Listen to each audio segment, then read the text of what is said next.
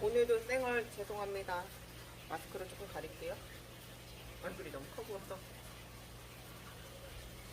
제가 마스크를 이렇게 다 올리고 방송을 촬영하니까 어떤 분이 얘기를 하시더라고요. 소리가 너무 안 들린다고, 웅얼웅얼 거린다고. 그래서 그냥 좀 얼굴 민망하니까 턱까지만 가리고 마스크는 내리고 영상을 찍을게요. 오늘 이제 자영업자 이야기 네 번째.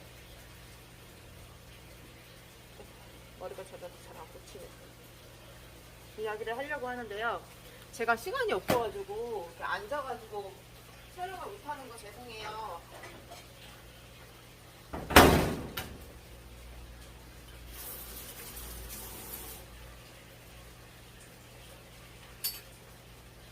시간이 없어서 영상을 찍으면서 이야기를 할게요.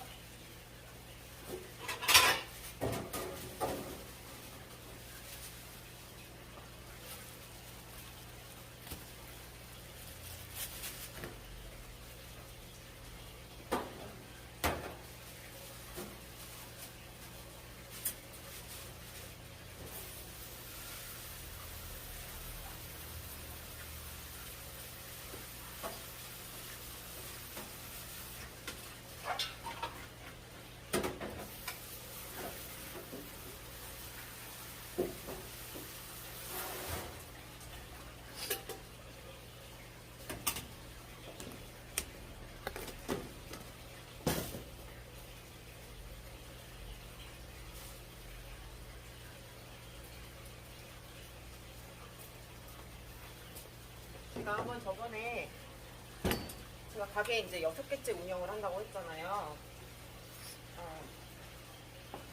지금 코로나 시국인데 제가 여기서 이제 9시 제한 아니었을 때, 1시까지 제한이었을 때 최고 매출이 230이었나? 그 정도까지 찍은 적이 있어요. 보통 이제 5시부터 1시까지만 운영을 하면서 5시 반부터.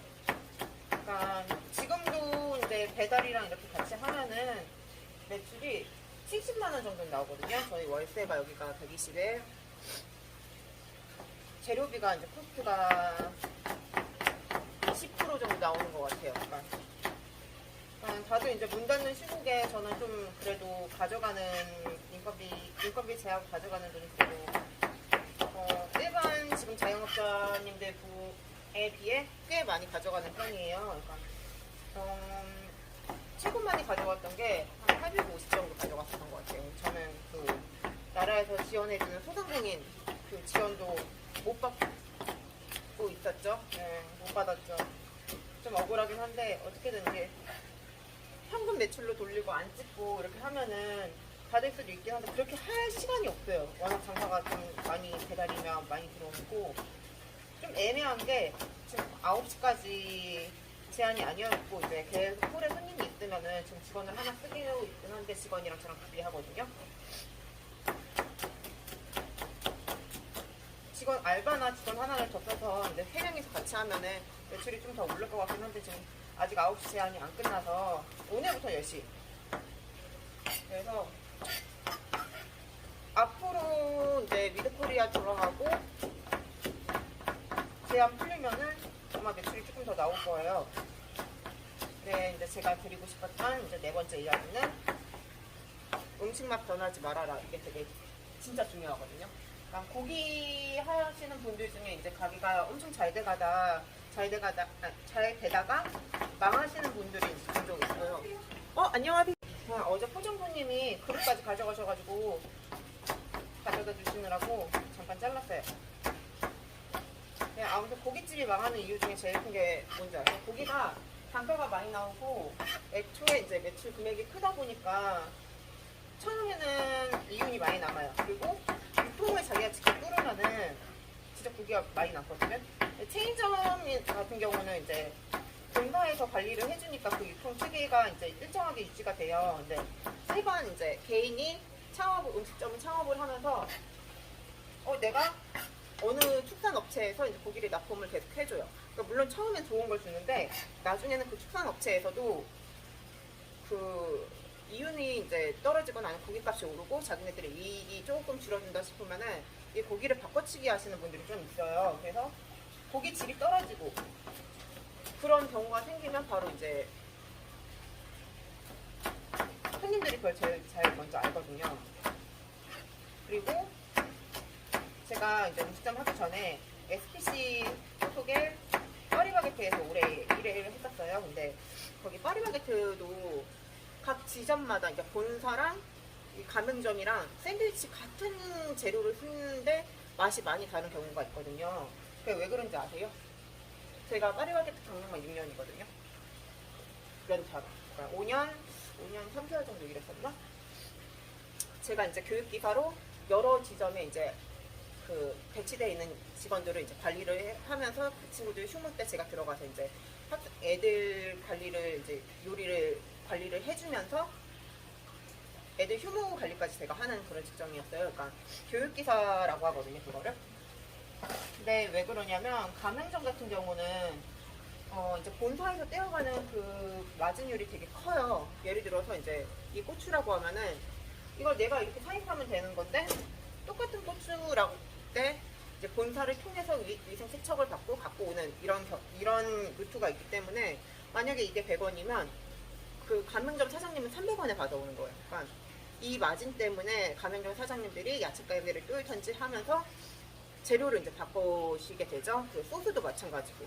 그 소스나 이제 그 가맹점이랑 계약을 할 때는 본사랑 이제 사입을 하지 말아라는 이제 그 계약서를 쓰는데도 불구하고 장사가 안 되다 보니까 사장님들은 이윤 때문에 이제 그 안에 있는 기사들한테 이제 사입을 하라고 강요를 하는 거죠. 근데 뭐 어떻게 내가 당장 일하는 사장님은 본사가 아니라 이 사장님이고 이 사장님이랑 트러블이 없으려면 사장님 말을 이제 들어줘야죠. 그리고 사장님도 이제 어쨌든 남아야 되니까 그 가게가 유지가 되니까.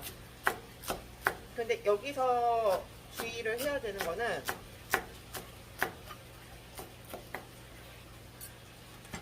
이게 맛이 많이 바뀌어요. 왜냐면 예를 들어서 제가 이제 생합튀찜이라는 게 제일 잘 나가거든요. 근데 이 안에 들어가는 간마늘을 생각을 하다 보면 제가 이제 야채 가게에서 떼어오는 이 간마늘이 키로에 이제 6,000원 정도에 받아오는데 저도 이제 코스트를 한번 줄여봐야겠다 해가지고 냉동 간마늘을 이제 싸게 사온 게 있었어요. 그러니까 그것도 키로에 그건 2,000 얼마였어요. 그러니까 단가가 많이 차이가 나죠. 근데 막상 요리에 들어가는 거는 1,200원도 차이가 안 나요. 근데도 이제 욕심에 그걸 한번 사왔는데 이 음식 자체의 맛이 너무 많이 바뀌어버려요. 그러니까 그것도 그런 것처럼 제가 이번 4번째 시간에서 말하고 싶은 거는 재료를 처음에 내가 이 음식을 만들 때 그 음식 그거에 대한 레시피를 절대 그리고 재료 예를 들어서 이 다시다가 제가 만약에 오뚜기 다시다를 쓰다가 갑자기 뭐 급한 사정이든 뭐든 다른 저렴한 다시다를 구매해버리게 되면 이만큼을 다 소진할 때까지는 예전에 그 맛의 레시피가 안 되는 거예요. 그래서 항상 쓰던 내가 이 메뉴를 이제 고정을 시켰으면 항상 쓰던 재료 그러니까 다시다라고 해서 다 똑같은 게 아니거든요. 맛이 정말 천차만별로 많이 달라요. 그 간마늘도 마찬가지고 그런 거에 대해서 지키셔야 돼요.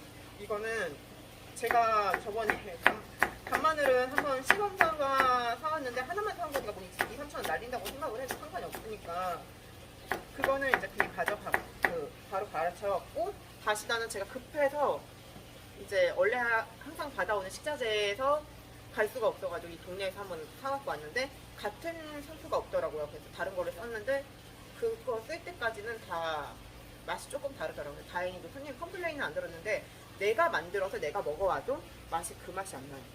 그러면 그만큼 이제 내 음식을 처음 그걸 드셨던 분이 다음에 원래 레시피를 먹었을 때는 괜찮다고 생각을 하겠지만 원래 내 레시피를 드시던 사람이 이날따라 좀 맛이 이상해. 그러면 이제 다시는 안 시킨다 이거죠. 맛이 조금 많이 변했다 이런 얘기가 들려오던지 아니면 아예 오질 않든지. 그래서 제가 4번째 이야기로 이제 드리고 싶은 거는 이 사소하게 음식 하나에 들어가는 몇백 원의 차이 이걸로 이제 손님이 평생 광고 손님 아예 없어져 버려요. 그러니까 꼭 이거는 주의를 하셨으면 좋겠어요. 너무 코스트만 생각한다고 미래를 너무 큰 미래를 이제 못 보는 이런 경우가 생기거든요. 그래서 식자재는 미리미리 넉넉하게 준비를 해놓고, 그리고 만약에 재료가 없다고 하면은 양해를 구하던지 아니면 그날은 그냥 재료 소진으로 팔지 말던지 이렇게 해야지 장기적으로 봤을 때 더 많이 손님을 끌고 매출을 올리고 매출 유지할 수 있는 그 방법이에요. 갑자기 손님이 떨어지는 이유가 있어요. 이 손님들이 목적이 있거든요. 약간 제가 처음에 가게에 술 먹지 말라고 했던 그 사람들의 목적은 가게에서 이렇게 재밌는 분위기에서 술을 먹고 사장님이랑 놀고 싶고 이런 걸로 온 것처럼, 내 맛있는 레시피를 먹고 싶어서 온 사람들은 레시피가 변하면 오지 않은 거지. 그러니까 제 네 번째 이야기는 절대 처음에 이제 정착했던, 처음에 만들었던 그 음식이 맛있다는 평가를 많이 듣고 사람들이 많이 찾을 경우에는 만약에 되게 사소한 재료가 떨어졌다고 하면 그날은 팔지 않는 걸로. 그래서 이번 네 번째 이야기는 이렇게 마치도록 하겠습니다.